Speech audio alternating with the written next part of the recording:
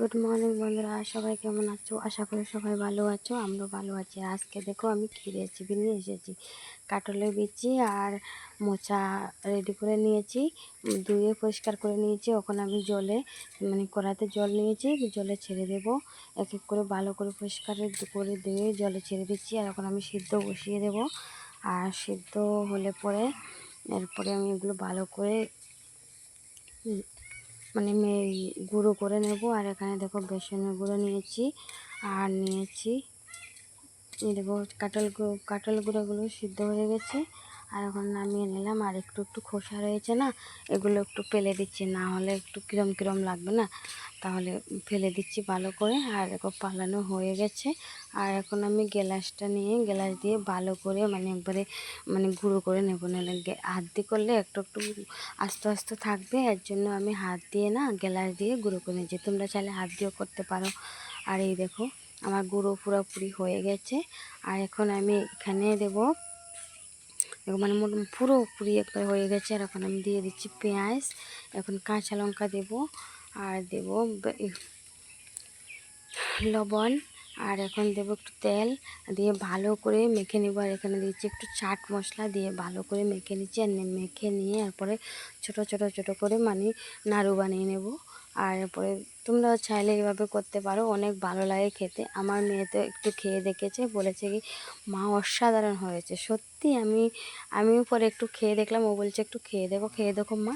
তাই ও আমার মুখে একটু দিল, সত্যি অসাধারণ। আমি প্রথম বানিয়েছিলাম, আর বানাইনি। আর দেখো নাড়ুগুলো হয়ে গেছে, ওখানে এক জায়গাতে করে একটু দেখাচ্ছি তোমাদেরকে। আর এরপরে চলো আর একটা দেখাই কাঁঠালের বিচি দিয়ে। আমার সাথে থাকো। আর কীরকম হয়েছে সবাই কমেন্ট করে বলবে।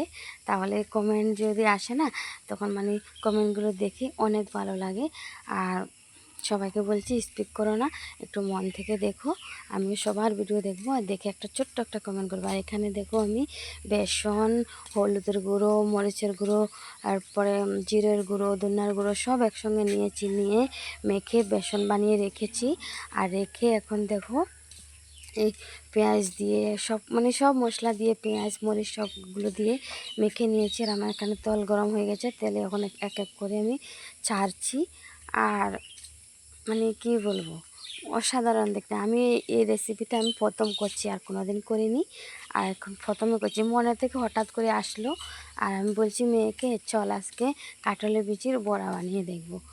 ও বলছে সত্যি মা বড়া বানাতে পারবে? কখনো তো বানাওনি। তা আমি বলছি না না চল আজকে বানিয়ে দেবো, চল। এই দেখো কত সুন্দর হয়েছে, অত অসাধারণ যে হয় আমি নিজেও ভাবিনি কখনো। সত্যি খেতেও কিন্তু খুব অসাধারণ লেগেছে। তোমরা একবার বানিয়ে দেখো, তাহলে অসাধারণ লাগবে। আর আমার এখানে দেখো বড়াগুলো হয়ে গেছে। আর এখন আমি এক এক করে বাটিতে নামিয়ে নিচ্ছি।